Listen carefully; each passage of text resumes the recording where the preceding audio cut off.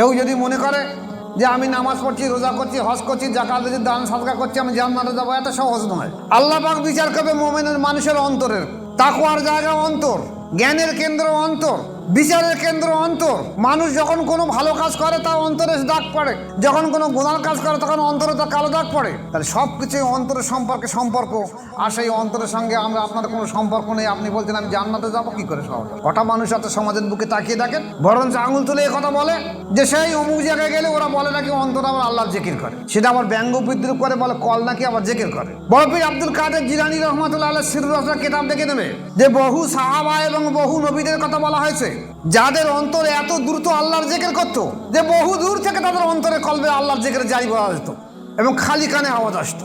তাহলে এ যদি সে সমাজের ব্যবস্থা ছিল, আজকের এই সমাজ ব্যবস্থা উঠে গেছে শুধুমাত্র এই হারাম হালাল খাদ্য খাওয়ার জন্যে আর এই বায়াত উঠে যাওয়ার জন্য।